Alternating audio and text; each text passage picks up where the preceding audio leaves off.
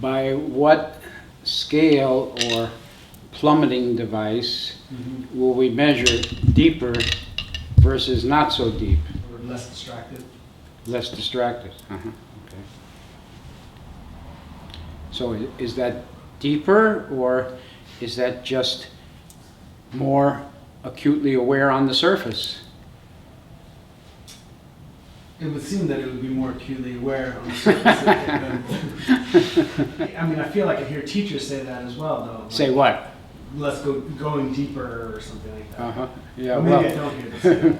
But there's a saying in the Zen tradition: don't be attached to the words of the teacher or the words of the teaching. You know, and when she was introducing us before. She gave the list of my few books, and the title of the first book is Open Mouth, Already a Mistake. So if you start talking about deeper or shallower, that's already a mistake. But the subtitle to the book says, after the title says Open Mouth, Already a Mistake, the subtitle says Zen Talks by Richard Schrobe. So the whole book is a big mistake. The only question is whether that mistake helps anyone or not. You know? If you think about,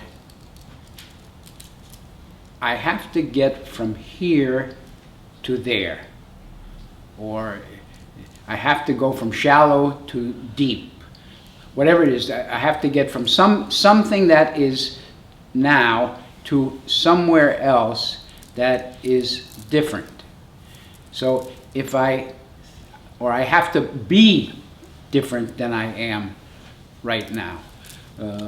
If you think in those terms, you've already made space, because, at least on a psychological level, because you're thinking, I have to get from somewhere that's existing now to somewhere in the future, from illusion to enlightenment, or whatever your concept is. And if you make space like that, then it's going to take you a certain amount of time to get from here to there.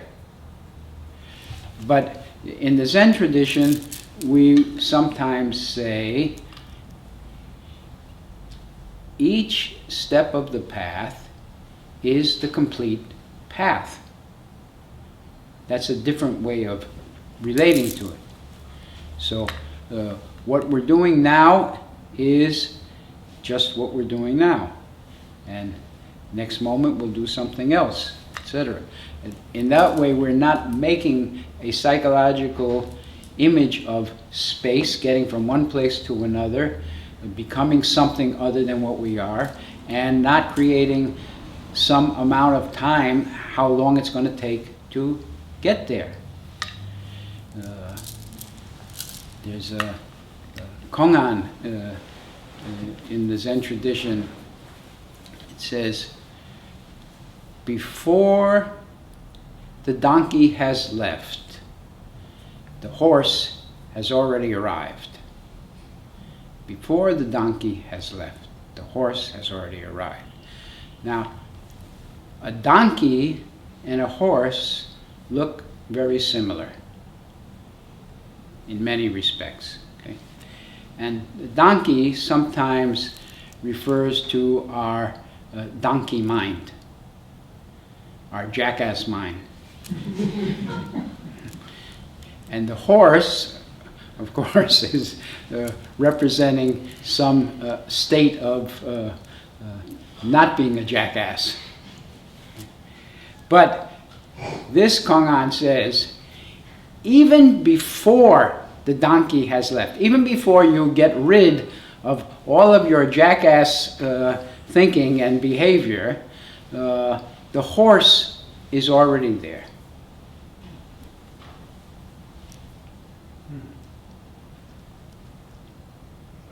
So even before we go from here to there, something is already complete.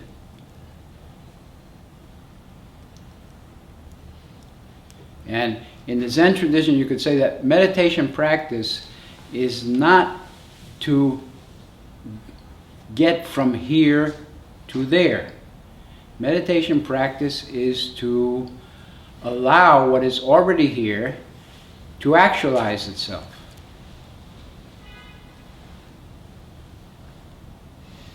That's an important point of basic confidence or basic faith in the Zen tradition. You are already complete. Even before you do any practice, fundamentally you're already complete.